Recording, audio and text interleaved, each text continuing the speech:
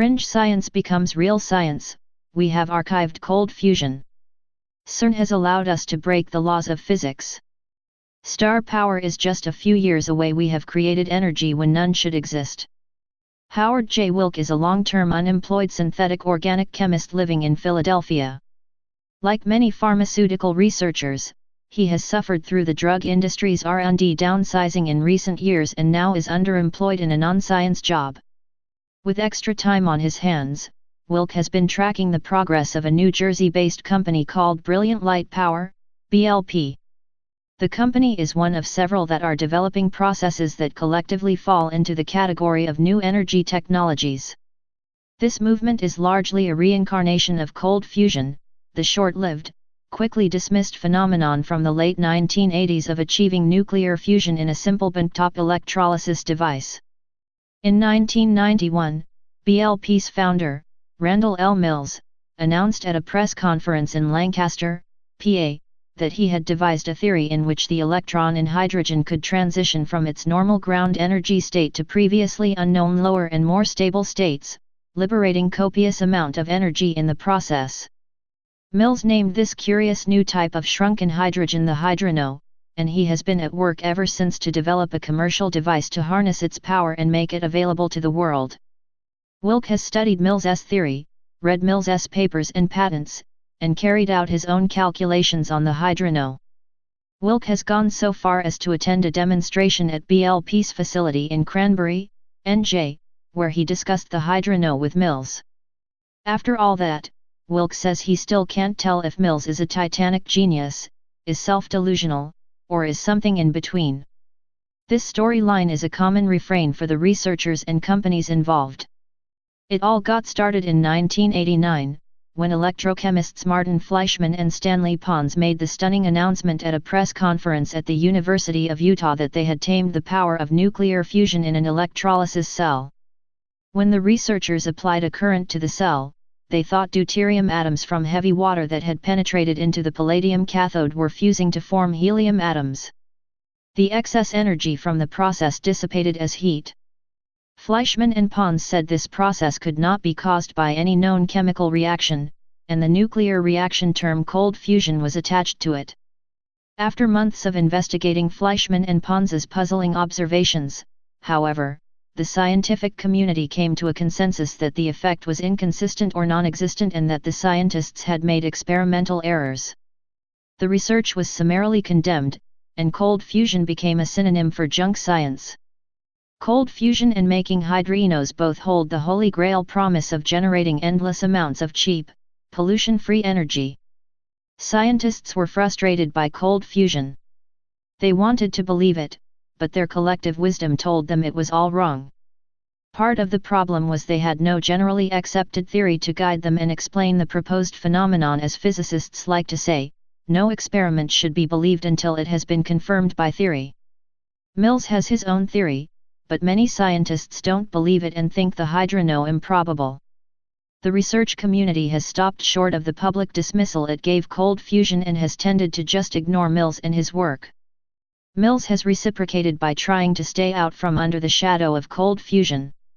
In the meantime, the field of cold fusion was rebranded as low-energy nuclear reactions, or LENR, and survives. Some scientists continue to try to explain the Fleischmann-Pons effect. Still others have dismissed the notion of fusion but are investigating other possible processes that can explain the anomalous excess heat effects. Like Mills, they've been lured in by the potential commercial opportunities. Their primary interest is in generating energy for industrial, household, and transportation needs. The handful of companies that have emerged in the attempt to get these new energy technologies to market have a business model the same as any technology startup: identify a new technology, attempt to patent the idea, raise investor interest and secure funding, build prototypes and have demonstration events, and announce timelines for when working devices might be available for sale. In this new energy world, however, expired promises are the norm. None have made it to the last step of delivering a working device as advertised. A new theory. Mills grew up on a Pennsylvania farm, earned an undergraduate degree in chemistry from Franklin and Marshall College and a Harvard University medical degree, and studied electrical engineering at Massachusetts Institute of Technology. While a student, he began developing what he calls the grand unified theory of classical physics, which he says provides a new model of atoms and molecules that shifts away from quantum theory and is based on classical physics. It's commonly accepted that hydrogen's solo electron is whizzing around its nucleus in its most energetically favorable, ground-state atomic orbital. You simply can't bring hydrogen's electron closer to its nucleus. But Mills says you can. Eric Bard, a journalist who has written stories about Mills, once noted how shocking it is to say the model of hydrogen is up for debate. Telling physicists that they've got that wrong is like telling mothers across America that they've misunderstood apple pie. One of those physicists is Andreas Rathke, a former research fellow at the European Space Agency, who is described on the agency's website as having debunked a high number of crackpots. In 2005, Rathke analyzed Mills's theory and published a paper in which he concluded it was flawed and incompatible with everything physicists knew. Currently a researcher at Airbus Defence and Space, Rathke says he hasn't followed the Mills story since about 2007 because there was no unambiguous sign of excess energy in reported experiments. And I doubt there have been any experiments published at a later time that pass scientific scrutiny, Rathke tells CNN. I think there is general agreement that the theory Dr. Mills has put forward as the basis for his claims is inconsistent and not capable of making experimental predictions, Rathke continues. Now, one could ask the question, could he have been lucky and stumbled upon some energy source that experimentally just works by following a wrong theoretical approach? In the 1990s, a few researchers, including a team from the National Aeronautics and Space Administration's Lewis Research Center, did report independently replicating the Mills approach and generating excess heat. The NASA team wrote in a report that the results fall far short of being compelling and did not mention anything about hydrinos. The researchers offered possible electrochemical processes that might explain the heat, including irregularities in the electrochemical cell, possible unknown exothermic chemical reactions, or the recombination of split-apart hydrogen and oxygen atoms of water. These are the same arguments made by scientific critics of the Fleischmann-Pons experiments. However, the NASA team did say that researchers should leave the door open, just in case Mills really was onto something. Mills is a mile-a-minute talker who can go on forever spilling out technical details. Besides predicting the hydrino, Mills says his theory can perfectly predict the location of every electron in a molecule using his bespoke Milchian molecular modeling software, even in molecules as complex as DNA. With standard quantum theory, scientists struggle to predict the exact behavior of anything much more complex than a hydrogen atom. Mills further says his theory also explains why the universe is expanding at an accelerating rate, something cosmologists have yet to fully wrap their arms around. Mills also says hydrinos are created from burning hydrogen in stars such as our Sun and are evident in the spectral lines of starlight. Hydrogen is recognized as the most abundant element in our universe, but Mills goes further to claim that hydrinos are the missing dark matter in the universe. Those proposals come as a bit of a surprise to astrophysicists. I have never heard of a hydrino, says the University of Chicago's Edward W. Rocky Kolb, an expert on the dark universe. Mills has reported isolating hydrinos and characterizing them using standard spectroscopic methods such as infrared, Raman, and nuclear magnetic resonance. In addition, he says hydrinos can react in the way hydrogen might to form new types of compounds with amazing properties. These include conductive materials that Mills says would revolutionize electronic devices and batteries. Even though popular opinion is against him, Mills's ideas seem less far-fetched when compared with other unusual components of the universe.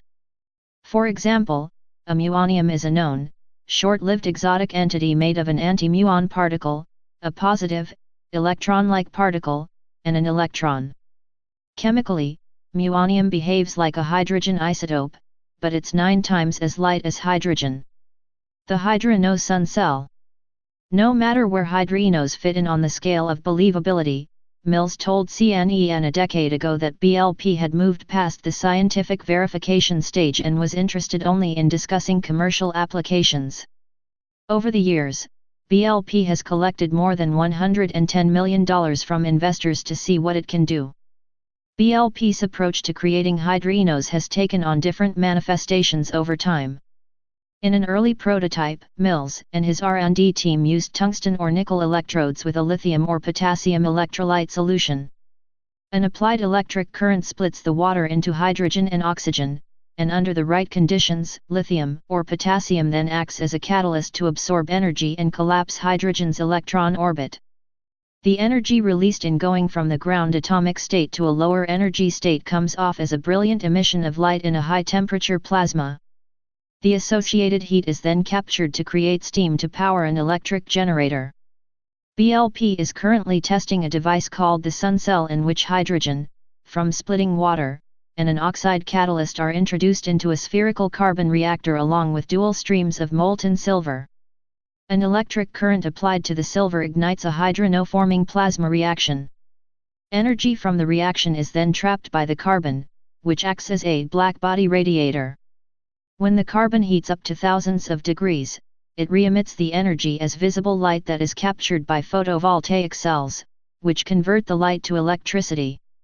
When it comes to commercial development, Mills at times comes off looking paranoid and at other times like a shrewd businessman. Mills has trademarked hydrono. And because his issued patents claim the hydrono as an invention, BLP asserts that it owns all intellectual property rights involving hydrono research. BLP therefore forbids outside experimentalists from doing even the most basic hydrono research, which could confirm or deny hydrogenos, without first signing an IP agreement. We welcome research partners, we want to get others involved, Mills says. But we do need to protect our technology. Mills instead has commissioned validators who say they can corroborate that BLP's inventions work. One of the validators is Bucknell University electrical engineering professor Peter M. Jansen, who is paid for his evaluations of BLP technology through his consulting company, Integrated Systems. Jansen says that being compensated for his time does not in any way cloud my judgment as an independent investigator of scientific discoveries. He adds that he debunks most new discoveries he checks out. BLP scientists are doing real science, and to date, I have found no errors in their scientific methods or approaches, Jansen says. Over the years, I have witnessed many BLP devices clearly capable of creating excess energy at meaningful levels. I think it may take some period of time for the scientific community to absorb, digest, and accept the possibility of lower energy states of hydrogen. I think Dr. Mills has made a compelling case. Jansen adds that commercial viability remains a challenge for BLP, but the way forward is being held up by business issues, not scientific ones.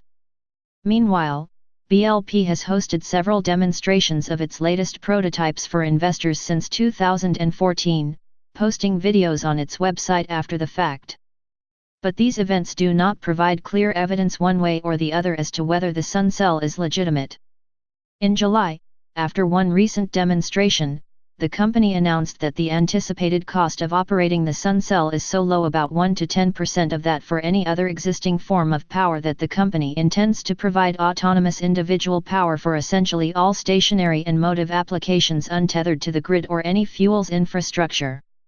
In other words, the company plans to build and then lease sun cells or other devices to customers and charge a per diem usage fee, allowing people to go off the power grid and stop buying gasoline or diesel while paying just a fraction of what those things now cost. This is the end of the age of fire, the internal combustion engine, and centralized power and fuels, Mills says. Our technology is going to make all other energy technology obsolete. Our concerns about climate change are going to be eliminated.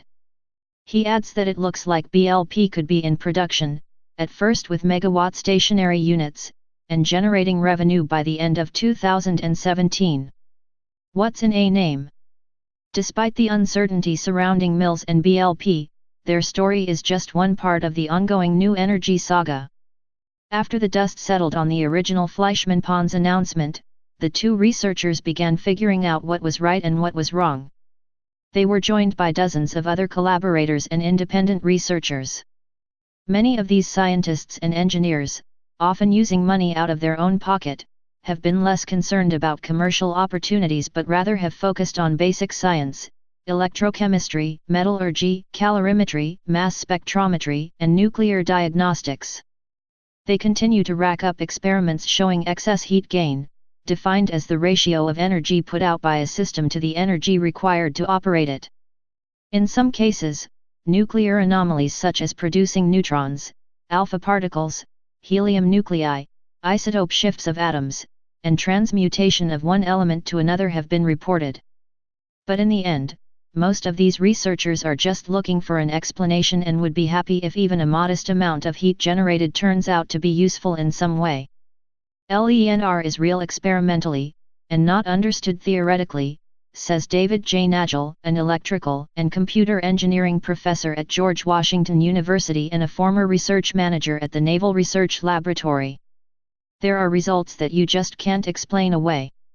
Whether it's cold fusion, low-energy nuclear reactions, or something else, the names are all over the place, we still don't know. But there's no doubt that you can trigger nuclear reactions using chemical energy. Nagel prefers to call the LENR phenomenon lattice-enabled nuclear reactions because whatever is happening takes place within the crystal lattice of an electrode. The original branch of the field focuses on infusing deuterium into a palladium electrode by turning on the power, Nagel explains. Researchers have reported such electrochemical systems that can output more than 25 times as much energy as they draw. The other main branch of the field uses a nickel-hydrogen setup, which can produce greater than 400 times as much energy as it uses. Nagel likes to compare these LENR technologies to that of the International Thermonuclear Experimental Reactor, a multi-nation high-temperature fusion experiment based on well-understood physics merging deuterium and tritium being carried out in southern France.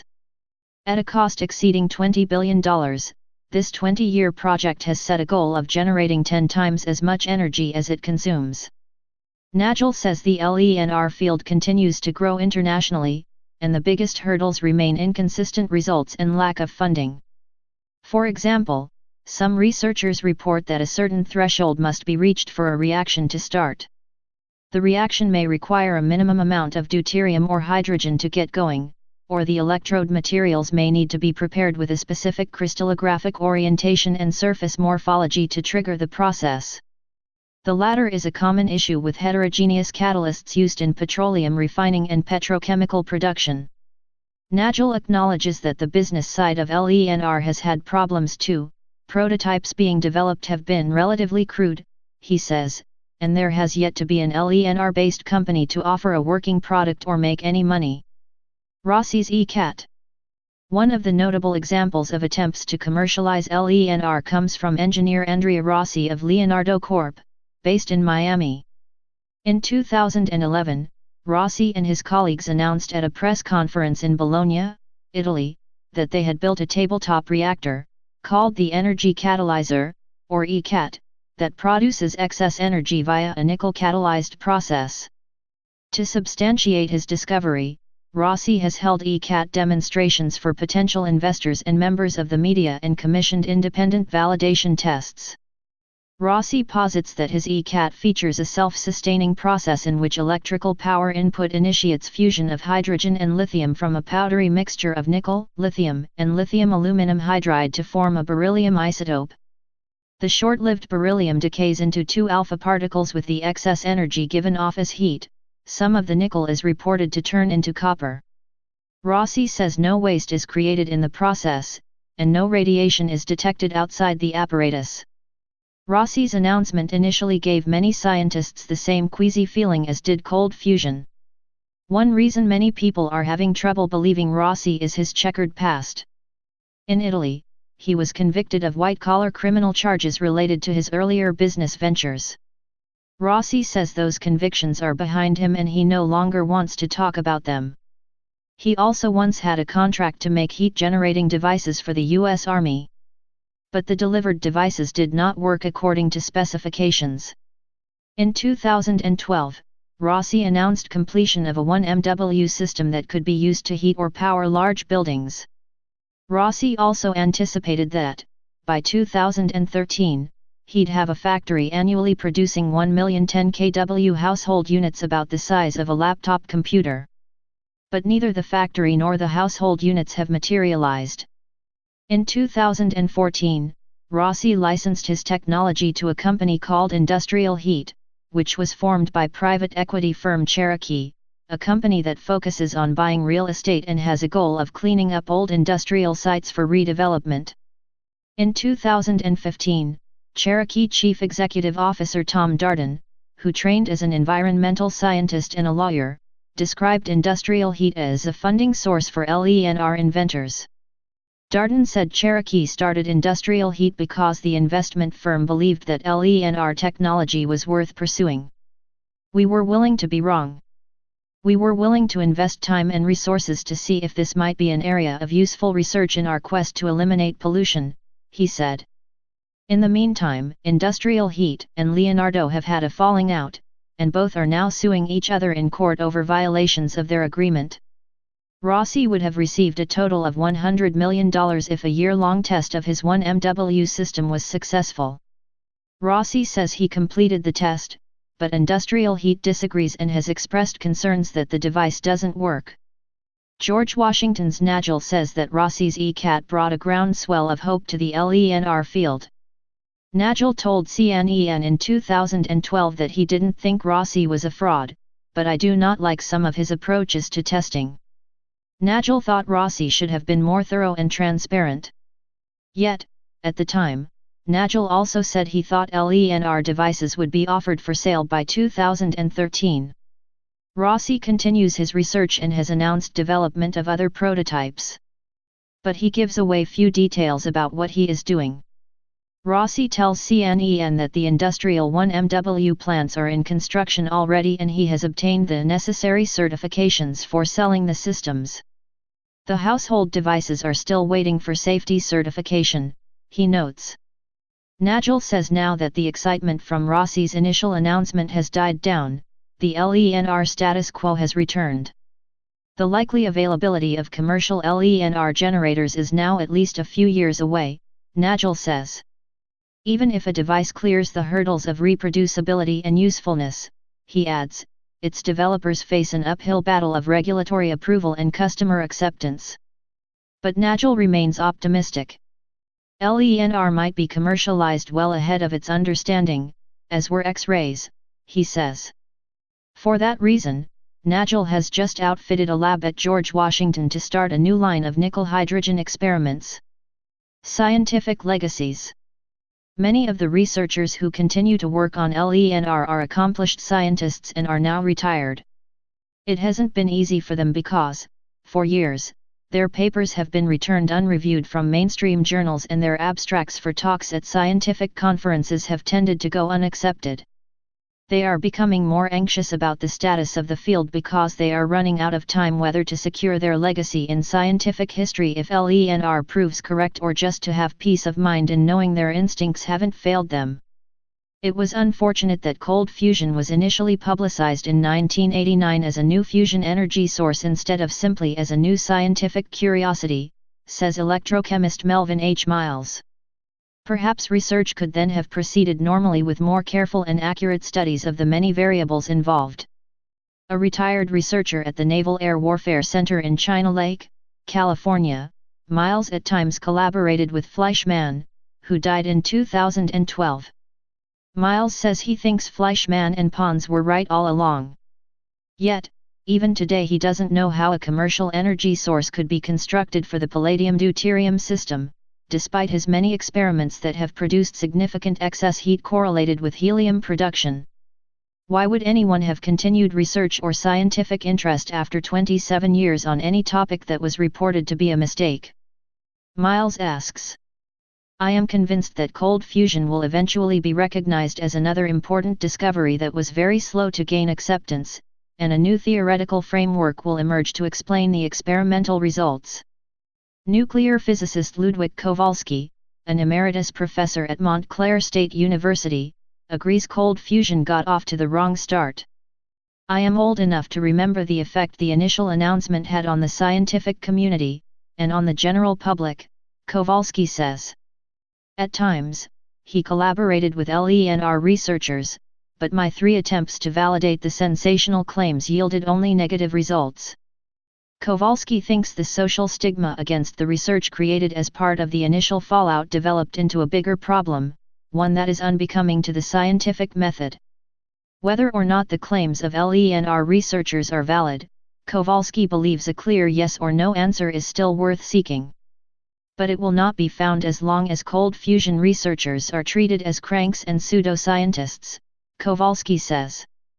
No progress is possible, and no one benefits from not publishing results of honest investigations and not independently testing them in other laboratories. Time will tell. Even if Kowalski gets a yes to his question and LENR researcher claims are validated, the path to commercialization is fraught with challenges. Not all startup companies, even ones with sound technology, are successful for reasons that are not scientific in nature: capitalization, cash flow, cost, manufacturing, insurance, and competitive energy pricing, to name a few. For example, consider Sun Catalytics. The company spun off from MIT is one example of a startup built on strong science that fell victim to commercial pressures before it hit its stride. The company was created to commercialize an artificial photosynthesis process developed by chemist Daniel G. Nocera, now at Harvard, to economically and efficiently convert water into hydrogen fuel with sunlight and inexpensive catalysts. Nocera envisioned that hydrogen generated in this way could power a simple fuel cell to provide energy to homes and villages in poor regions of the world without access to a power grid, making modern conveniences available and improving quality of life.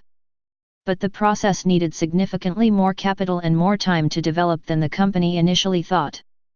After 4 years, Sun Catalytics abandoned its commercialization effort, turned to making flow batteries, and then was bought in 2014 by Lockheed Martin. Sun Catalytics no longer exists. It's unclear whether the companies pursuing LENR and related technologies have stuttered primarily because of similar business hurdles. For example, Wilk, the organic chemist who has been following Mills's progress, is becoming a little bit obsessed trying to sort out if BLP's commercialization efforts are based on something real or make-believe. He simply wants to know, does the hydrono exist? In 2014, Wilk asked Mills if he had ever isolated hydrinos, and although Mills had previously written in research papers and patents that he had, Mills replied that he hadn't and that it would be a really huge task. But Wilk doesn't see it that way. If the process generates liters of hydrono gas as he has calculated, it should be obvious. Show us the hydrono. Wilk pleads. Wilk says Mills's world, and by extension the world of others involved in LENR, reminds him of one of Zeno's paradoxes, which suggests that motion is an illusion. Every year they make up half the remaining distance to commercialization, but will they ever get there? Wilk can think of 4 possible explanations for BLP. Mills's science is actually right, it's a complete fraud, it's just simply bad science, or it's what chemistry Nobel laureate Irving Langmuir called pathological science. Langmuir coined the term more than 50 years ago to describe a psychological process in which scientists unconsciously veer away from the scientific method and become so engrossed in what they are doing they develop an inability to be objective and see what is real and not real. Pathological science is the science of things that aren't so, Langmuir said. In some cases, it is embodied in areas of research like cold fusion/LENR that simply will not go away, even when given up on as false by a majority of scientists. I hope they're right, Wilk says about Mills and BLP. I really do. I'm not out to debunk them, just to get at the truth. For the sake of the argument, if pigs could fly, as Wilk puts it, he says he'll accept their data, their theory, and other predictions that can be derived from them. But he has never been a true believer. I think if hydrinos existed, they would have been detected by others in laboratories or in nature years ago and would be used by now. All the discussions about cold fusion and LENR end that way, they always come back to the fact that no one has a commercial device on the market yet, and none of the prototypes seem workable on a commercial scale in the near future. Time will be the ultimate arbiter. Is your world looking just a little different now? Stay paranoid, my friends.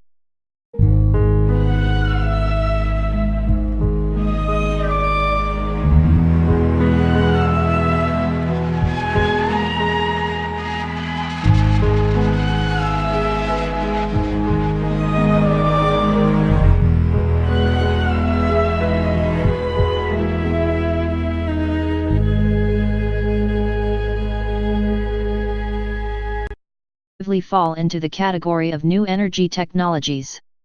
This movement is largely a reincarnation of cold fusion, the short-lived, quickly dismissed phenomenon from the late 1980s of achieving nuclear fusion in a simple benchtop electrolysis device. In 1991, BLP's founder, Randall L. Mills, announced at a press conference in Lancaster, PA, that he had devised a theory in which the electron in hydrogen could transition from its normal ground energy state to previously unknown lower and more stable states, liberating copious amount of energy in the process. Mills named this curious new type of shrunken hydrogen the hydrono, and he has been at work ever since to develop a commercial device to harness its power and make it available to the world. Wilk has studied Mills's theory, read Mills's papers and patents, and carried out his own calculations on the hydrono. Wilk has gone so far as to attend a demonstration at BLP's facility in Cranbury, NJ, where he discussed that the scientists had made experimental errors. The research was summarily condemned, and cold fusion became a synonym for junk science. Cold fusion and making hydrogenos both hold the holy grail promise of generating endless amounts of cheap, pollution-free energy. Scientists were frustrated by cold fusion. They wanted to believe it, but their collective wisdom told them it was all wrong. Part of the problem was they had no generally accepted theory to guide them and explain the proposed phenomenon. As physicists like to say, no experiment should be believed until it has been confirmed by theory. Mills has his own theory, but many scientists don't believe it and think the hydrono improbable. The research community has stopped short of the public dismissal it gave cold fusion and has tended to just ignore Mills and his work. Mills has reciprocated by trying to stay out from under the shadow of cold fusion. In the meantime, the field of cold fusion was rebranded as low-energy nuclear reactions, or LENR, and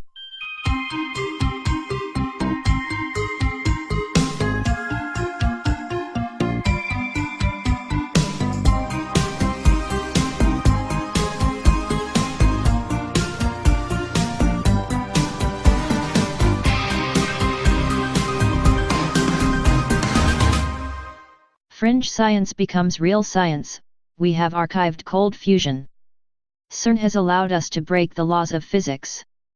Star power is just a few years away. We have created energy when none should exist. Howard J. Wilk is a long-term unemployed synthetic organic chemist living in Philadelphia. Like many pharmaceutical researchers, he has suffered through the drug industry's R&D downsizing in recent years and now is underemployed in a non-science job. With extra time on his hands, Wilk has been tracking the progress of a New Jersey-based company called Brilliant Light Power, BLP. The company is one of several that are developing processes that collect a hydrono with Mills. After all that, Wilk says he still can't tell if Mills is a titanic genius, is self-delusional, or is something in between. This storyline is a common refrain for the researchers and companies involved. It all got started in 1989, when electrochemists Martin Fleischmann and Stanley Pons made the stunning announcement at a press conference at the University of Utah that they had tamed the power of nuclear fusion in an electrolysis cell. When the researchers applied a current to the cell, they thought deuterium atoms from heavy water that had penetrated into the palladium cathode were fusing to form helium atoms. The excess energy from the process dissipated as heat. Fleischmann and Pons said this process could not be caused by any known chemical reaction, and the nuclear reaction term cold fusion was attached to it.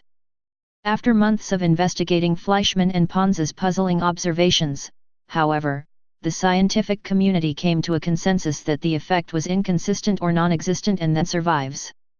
Some scientists continue to try to explain the Fleischmann-Pons effect. Still others have dismissed the notion of fusion but are investigating other possible processes that can explain the anomalous excess heat effects.